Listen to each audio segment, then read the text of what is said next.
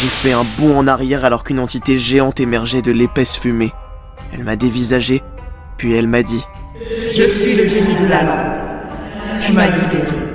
Et pour cela, je vais t'accorder un vœu. Mais je me dois de te prévenir.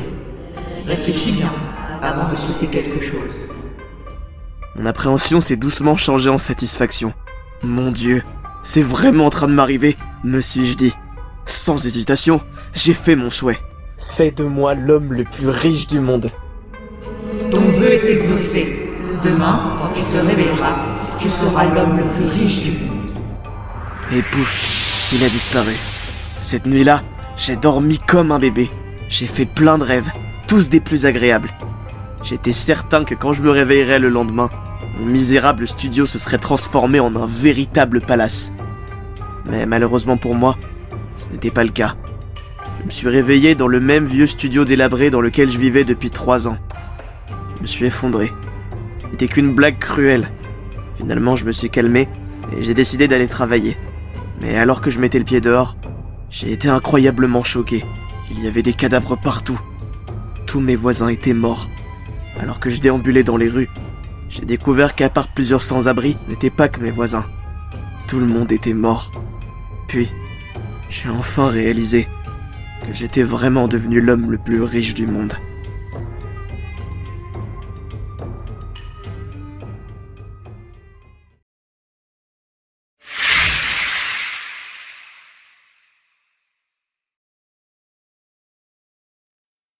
N'avez-vous jamais eu peur du noir ?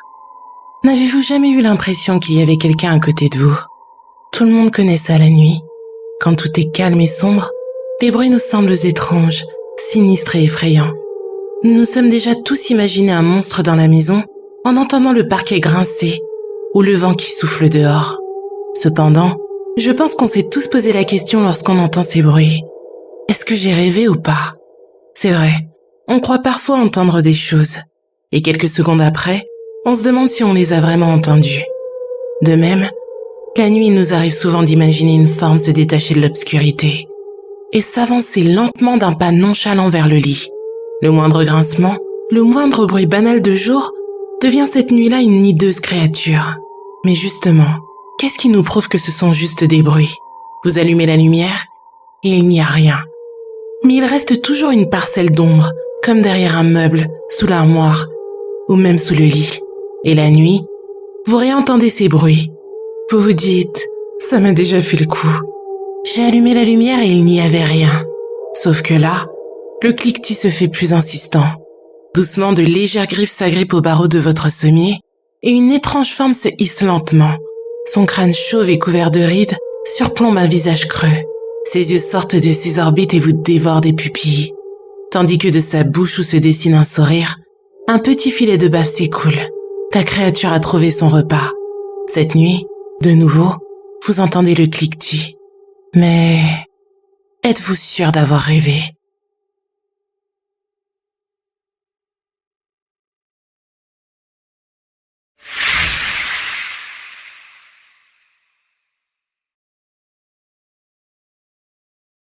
Je devais avoir 4 ou 5 ans.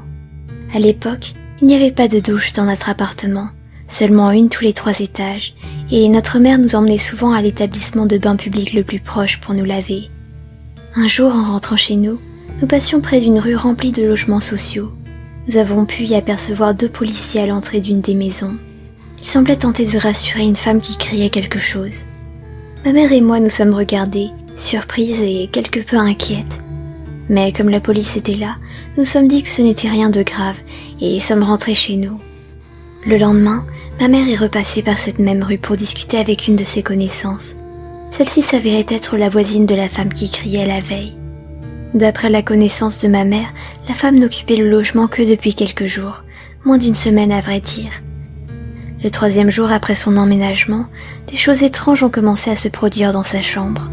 Au milieu de la nuit, elle s'est réveillée en entendant des bruits de pas. Puis une sorte de ricanement a retenti. Elle a entrouvert les yeux et remarqué la présence de silhouettes qui couraient dans la pièce. Une fois ses yeux habitués à l'obscurité, elle a pu observer 3 enfants et une femme adulte qui semblait être leur mère.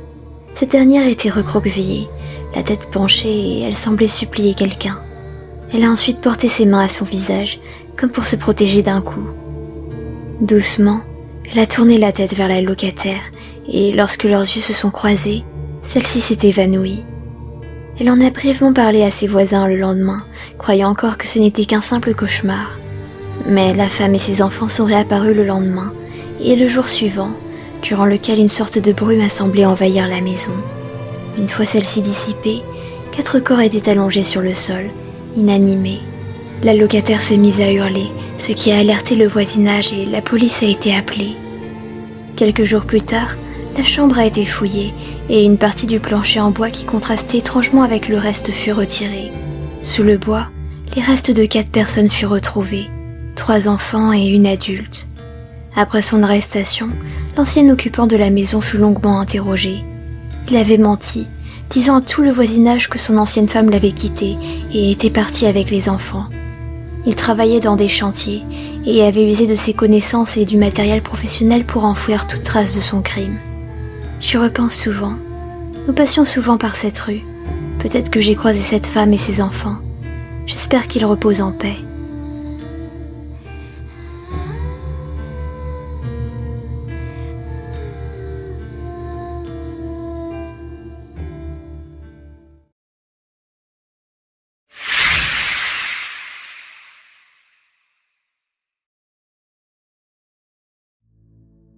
En juin 1972, une femme apparaît dans un hôpital seulement vêtue d'une robe blanche couverte de sang. En soi, ce n'était pas vraiment surprenant car les gens avaient quelquefois des accidents dans les environs et arrivaient dans l'hôpital le plus proche pour des soins. Mais il y avait 2 choses qui ont fait que les gens qui l'ont vue ont fui et vomi de terreur. La première était qu'elle n'était pas exactement humaine. Elle ressemblait beaucoup à quelque chose comme un mannequin, mais elle avait la dextérité et la fluidité d'un humain normal. Sa figure était aussi parfaite que celle d'un mannequin, dépourvue de sourcils et sans trace de maquillage. C'est l'autre raison pour laquelle les gens vomissaient et fuyaient de terreur. On aurait dit qu'elle avait un chaton coincé entre les dents. Sa mâchoire était serrée tellement anormalement qu'on ne pouvait plus voir ses dents. Le sang sortait par jets sur sa robe blanche et sur le sol. Elle l'a alors tiré puis lancé doucement sur le côté avant de s'effondrer. À partir du moment où elle a posé un pied dans l'entrée, jusqu'à ce qu'elle soit prise dans une salle de soins et nettoyée avant d'être endormie, elle était totalement calme, sans expression et immobile. Les docteurs ont pensé meilleur de la maîtriser jusqu'à ce que les autorités arrivent.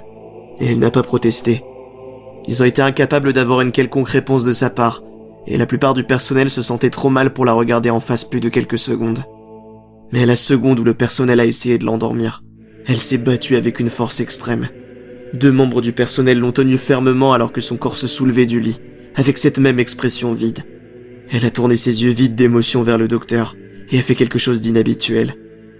Elle a souri. Dès qu'elle l'a fait, l'infirmière a hurlé et est sortie à cause du choc. Dans la bouche de la femme, ce n'étaient pas des dents humaines, mais de longs pics aiguisés, trop longs pour que sa bouche se ferme entièrement sans causer de dommages. Le docteur l'a fixée pendant un moment avant de demander « Bon Dieu, mais qu'est-ce que tu es ?» Elle a craqué son cou, jusqu'à son épaule pour l'observer, toujours souriante. Il y a eu un long silence. La sécurité avait été avertie, et son arrivée pouvait s'entendre dans l'allée.